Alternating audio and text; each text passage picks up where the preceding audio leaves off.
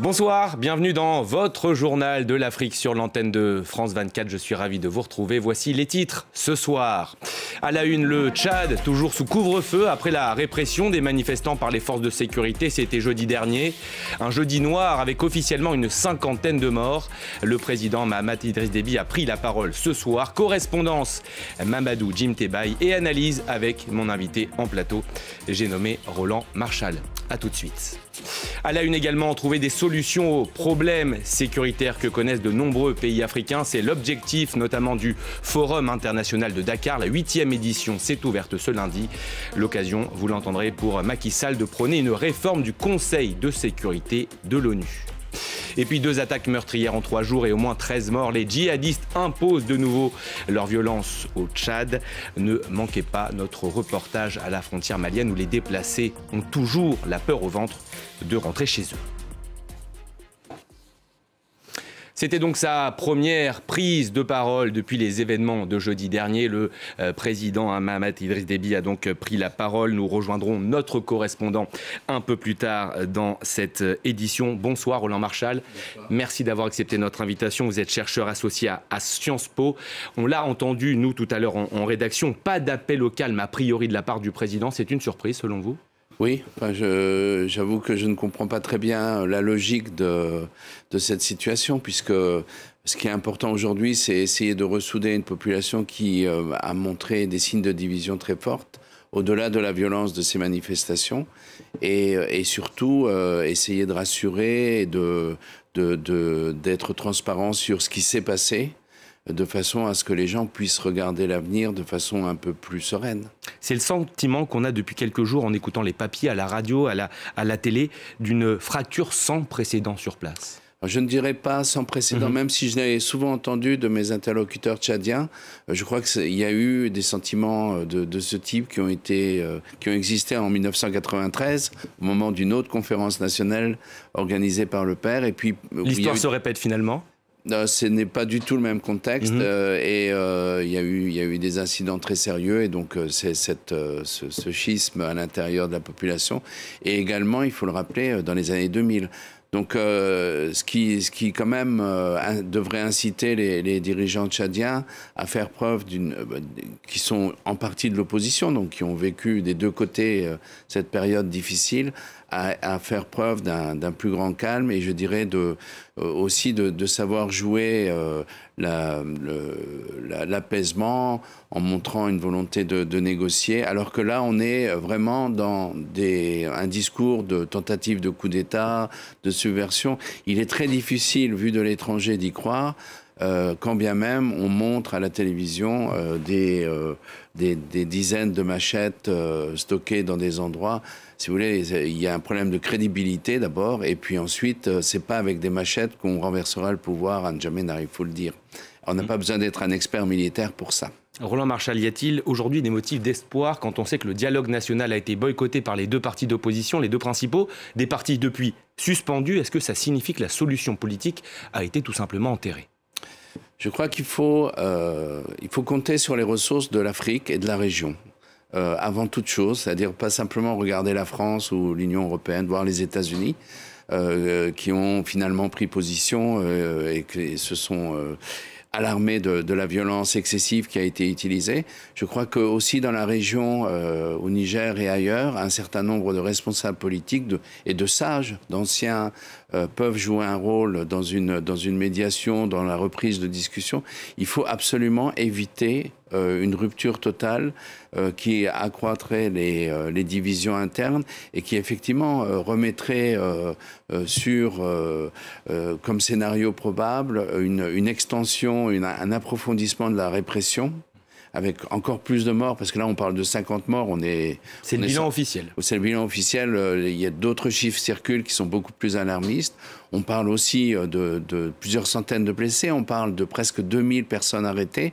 Bon, tous ces chiffres peut-être sont inexacts, mais disons le simple fait qu'ils existent manifeste une peur de la société tchadienne. Il faut d'abord rassurer cette société sur le fait qu'il est possible de vivre ensemble. Les Tchadiens l'ont démontré à de multiples occasions.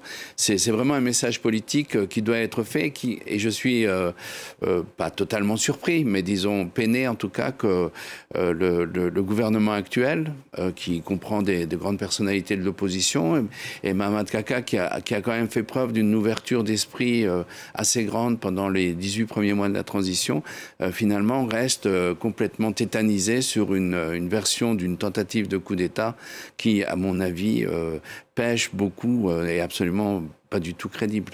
Dernière question, Roland Marchal. Peut-on encore aujourd'hui être opposant au Tchad? Comment sont traitées les voix dissidentes là-bas? Si vous voulez, c'est un problème qu'il faut poser pour le Tchad. Vraiment, c'est une très bonne question et qu'il faut aussi poser dans beaucoup de pays de la région, en Centrafrique et ailleurs.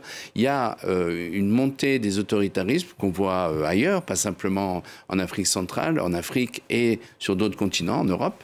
Et effectivement, je crois qu'il faut réfléchir sur la difficulté d'abord de faire de la politique dans ces pays-là, parce que ce n'est pas simple, ni d'un côté ni de l'autre, et très difficile évidemment pour les gens de l'opposition. Et puis, comment exister sans systématiquement avoir recours à un possible, éventuel soutien international ou à l'appui des organisations de droits de l'homme. Il faut aller au-delà. Merci Roland Marchal. Vous restez avec nous. Nous sommes en ligne avec notre correspondant Mamadou Djimtebay qui va donc nous expliquer. Bonjour Mamadou, comment s'est déroulée cette première prise de parole du président depuis donc les événements de jeudi dernier, ce fameux jeudi noir? Bonsoir. Bonsoir. Donc sa prise de parole est attendue depuis ce jour tragique. Alors pour l'essentiel de ce qui constitue son discours, il faudra retenir la déclaration des 7 jours de deuil, mais aussi le fait qu'il est revenu sur les causes, selon lui, de cette journée dramatique. Il a, qu'on appelle, accusé les auteurs qu'il a désignés, à savoir le Parti des transformateurs Wokit Tama, et le mouvement ou la coalition, le Parti des transformateurs et la coalition Wokit Tama. Il est revenu en disant dans ces mots que je répète, ce qui s'est passé témoigne de la volonté manifeste de déclencher une guerre civile.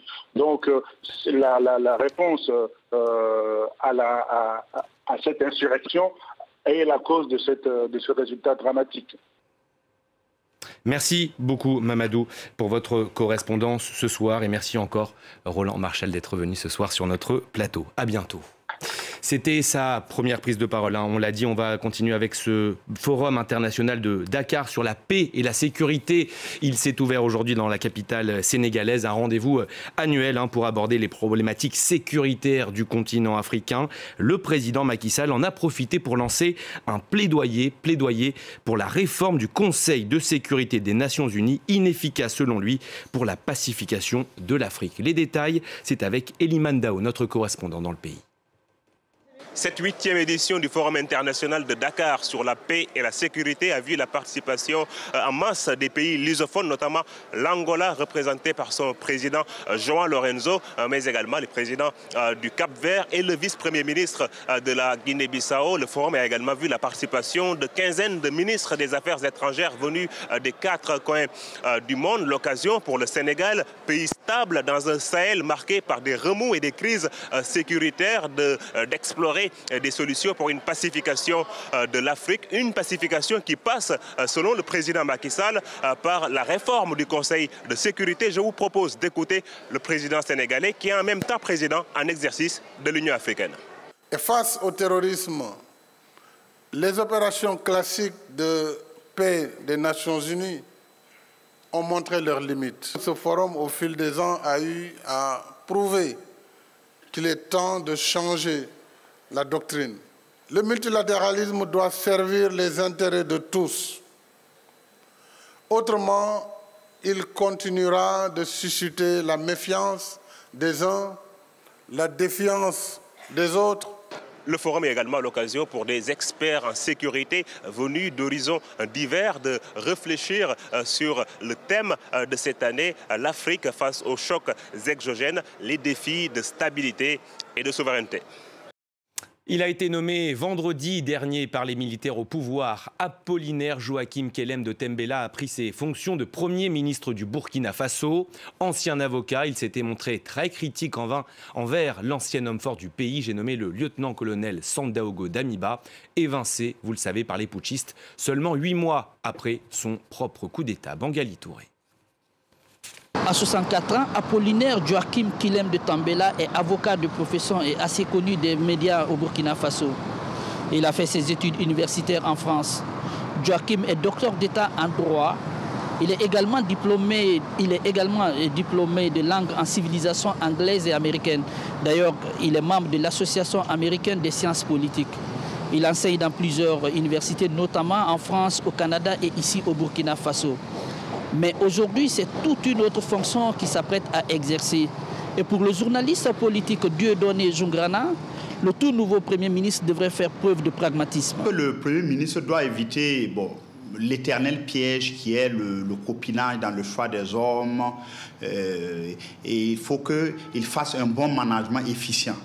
Ensuite, il est sankariste, il n'en fait pas mystère, mais il faut qu'il évite le sankarisme désuet et désincarné. Sankara a vécu il y a 35 ans, nous sommes en 2022, il y avait 7 millions.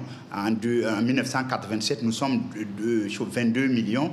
Donc il faudra qu'il fasse une bonne adéquation entre les idéaux sankaristes et les réalités actuelles. La nomination de son équipe gouvernementale est attendue dans les 48 heures. Un gouvernement dont le nombre de ministres ne devrait pas excéder 25 selon la charte de la transition. Apollinaire Joachim Kilem de Tambela se veut former un gouvernement de reconquête de la souveraineté intégrale de son pays, selon ses premiers mots à la presse. Et j'ajoute ce soir que le Burkina Faso a été le théâtre d'une nouvelle attaque. Cela se passe à Djibo dans le nord, ville sous blocus djihadiste. Bilan 10 soldats tués et 50 blessés, annonce aujourd'hui de l'armée. Autre attaque meurtrière, cette fois au Niger. Au moins 2 policiers ont été tués. Samedi déjà, 11 civils avaient été massacrés dans la région de Tillabéri. C'est bien sûr un nouveau revers pour les autorités, alors que l'heure était plutôt à l'accalmie ces derniers mois. Les précisions à Niamey de notre correspondant Harold Girard.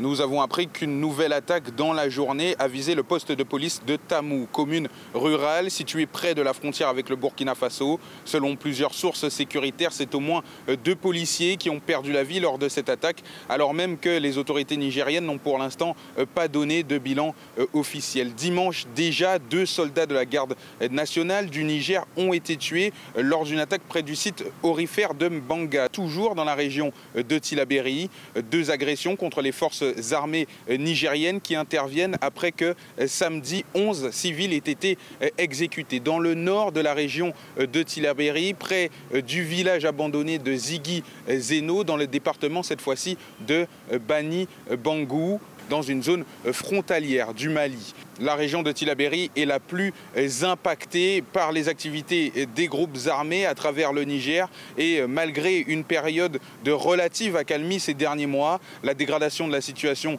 sécuritaire au Mali et au Burkina Faso, les 2 États qui sont frontaliers de cette région de Tillabéri, risquent de replonger l'ouest nigérien dans un moment extrêmement difficile.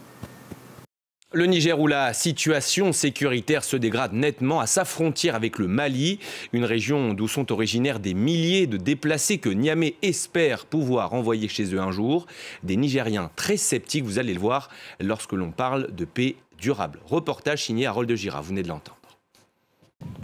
Tondikiwendi, village nigérien à environ 100 km de la frontière avec le Mali. L'État islamique et les groupes affiliés à Al-Qaïda sèment la terreur à quelques encablures de la frontière avec le Niger. Karim Ouassane est originaire de la localité de Tingara. Il a fui la violence terroriste il y a 3 ans. Aujourd'hui, il représente la communauté des déplacés de Tondikiwendi.